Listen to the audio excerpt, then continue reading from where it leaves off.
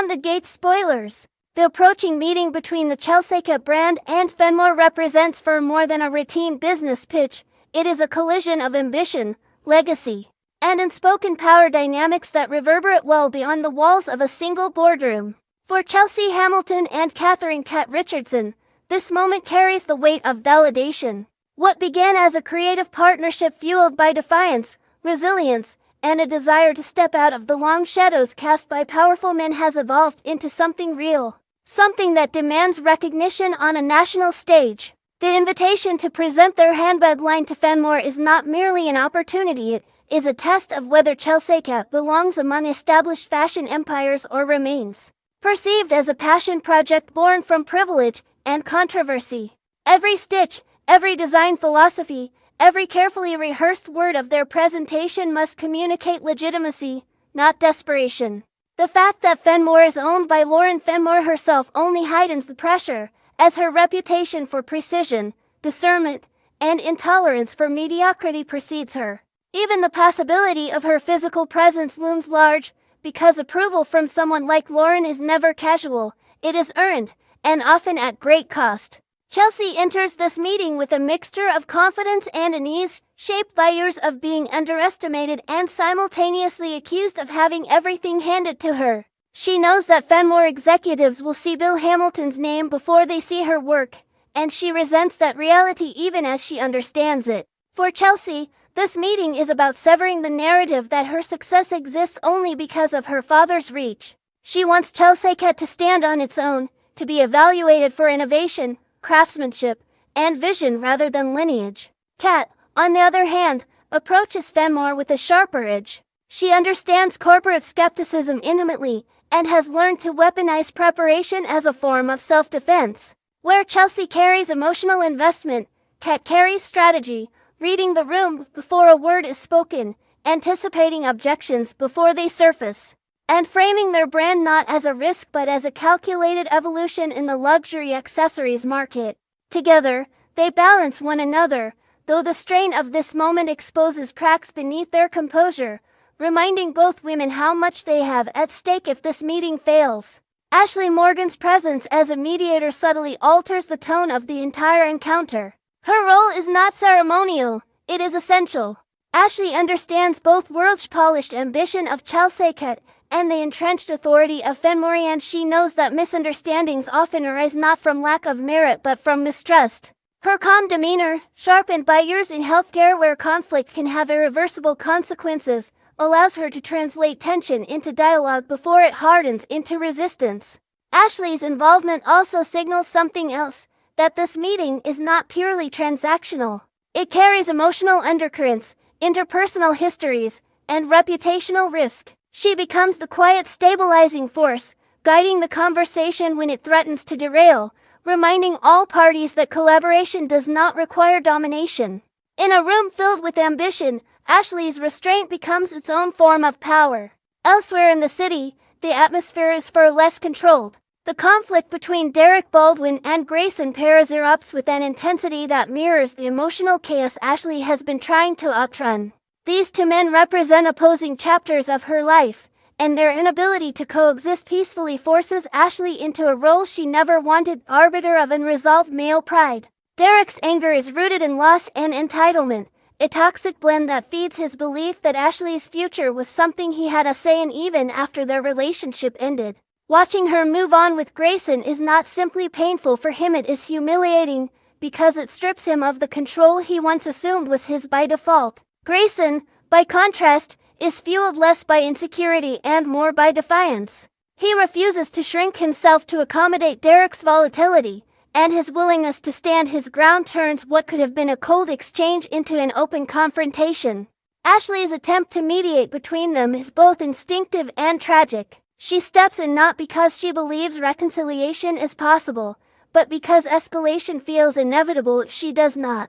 Her voice becomes the only barrier between bruised egos and irreversible damage, yet even she can sense that words may no longer be enough. Derek's behavior grows increasingly erratic, driven by the belief that Ashley owes him understanding, patience, even loyalty, while Grayson's frustration hardens into resolve. The tension between them becomes less about Ashley herself and more about what each man believes he represents in her life, past versus present, possession versus partnership. The question is no longer whether their relationship will deteriorate, but how far it will fall before someone crosses a line that cannot be undone.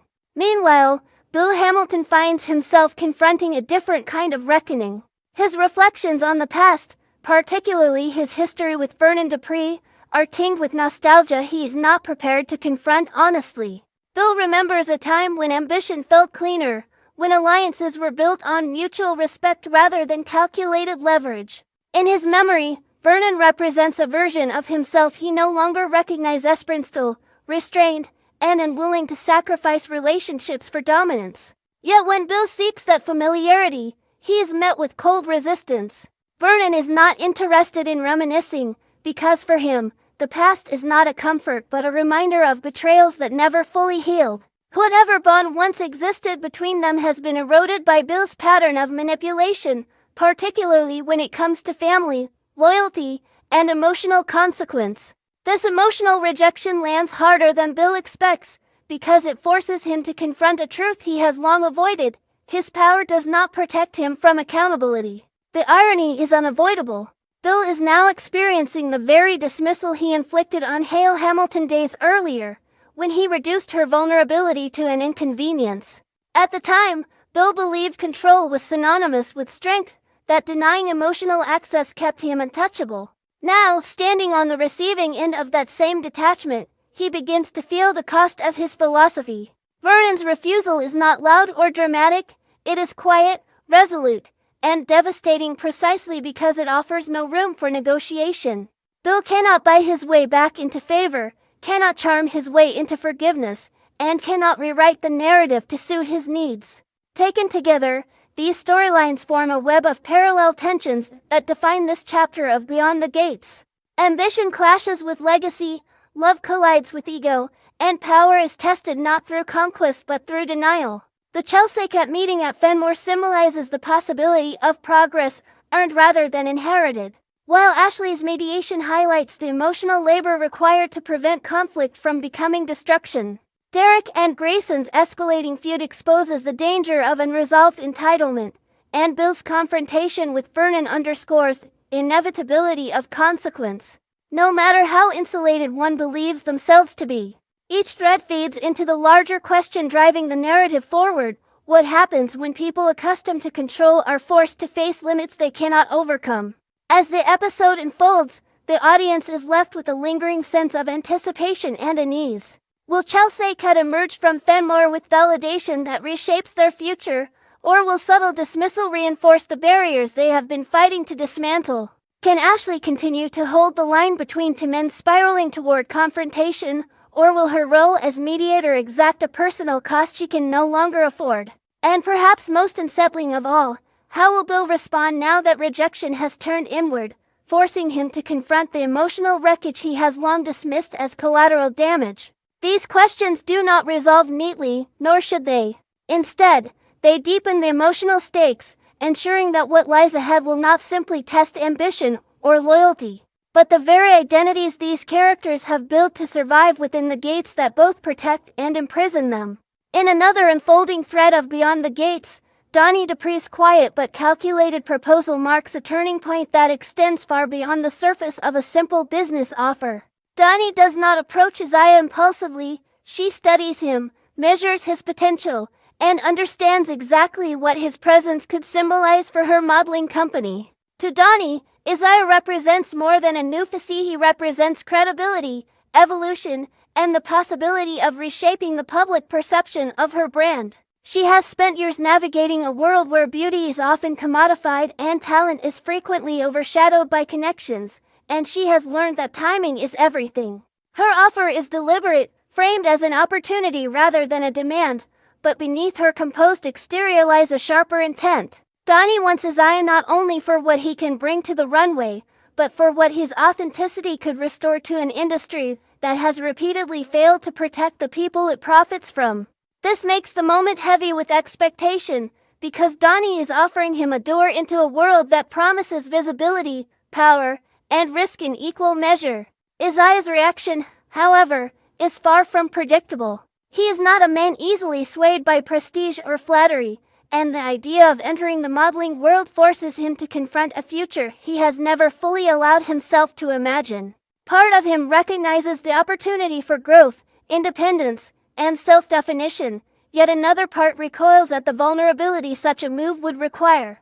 Isaiah has built his life on stability, on knowing where he stands and what is expected of him, and Donnie's proposal threatens to dismantle that certainty. The modeling industry is not merely a career shift, it is exposure, scrutiny, and the surrender of privacy. His hesitation is not rejection, but caution born from experience, and the weight of that pause speaks volumes. Whether he accepts or declines, the choice will alter the trajectory of his life, because once the possibility has been placed before him, there is no returning to ignorance. As this professional crossroads emerges, emotional tensions resurface elsewhere with far more volatility. Eva Thomas finds herself facing a reckoning she has long dreaded, a renewed encounter with her mother, Leslie Thomas. This reunion is not softened by nostalgia or reconciliation. Instead, it is defined by unease and an unmistakable shift in Leslie's demeanor.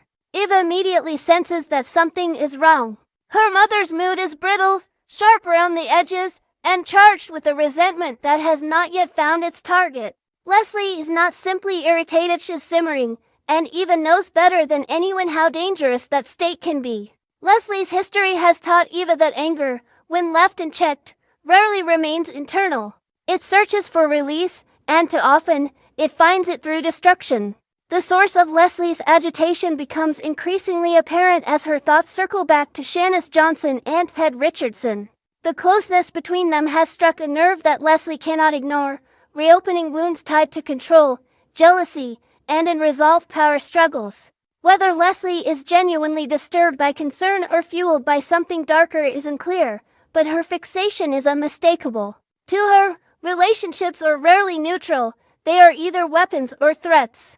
The idea that Shanice and Ted share a bone that exists beyond Leslie's influence soon settles her deeply. It reinforces a fear she has spent years suppressing, that she is no longer the central force shaping the narrative around her. That people she once believed she could manipulate are now forming connections beyond her reach. Eva, caught in the middle of this emotional storm, feels the weight of impending disaster settle heavily in her chest. She has lived this cycle before, watched her mother spiral when her sense of control slips, and she recognizes the warning signs with painful clarity. Leslie's sharp glances, her clipped tone, her restless energy, all of it points toward action rather than restraint. Ava's instincts scream that trouble is coming, and her fear is not abstract. It is specific, rooted in memories of impulsive decisions and reckless behavior that left collateral damage in their wake. The image of her mother resorting to violence is not exaggerated paranoia, it is a reflection of lived experience. Eva understands that Leslie does not need a reason to cross a line, only needs justification, and she has already begun constructing one in her mind. The dread intensifies as Eva recalls the most frightening possibility of all, that Leslie might once again choose chaos over consequence.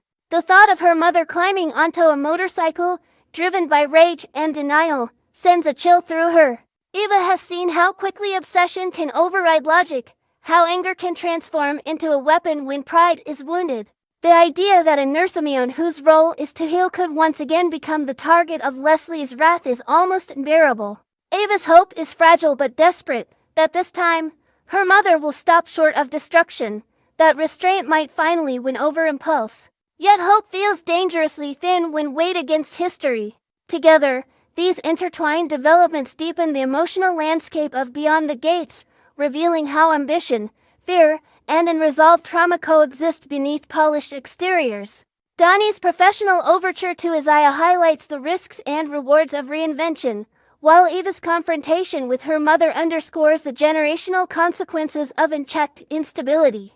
Each storyline mirrors the other in subtle ways, exploring what happens when opportunity collides with fear and when past patterns threaten to repeat themselves despite every effort to break free. As the episode unfolds, the audience is left suspended in tension, aware that decisions made in quiet moments, an offer extended, a warning ignored, a boundary crossed can ignite consequences far louder than anyone anticipates. In this world, progress is never linear, And survival often depends not on strength alone, but on the courage to stop history from repeating itself once again.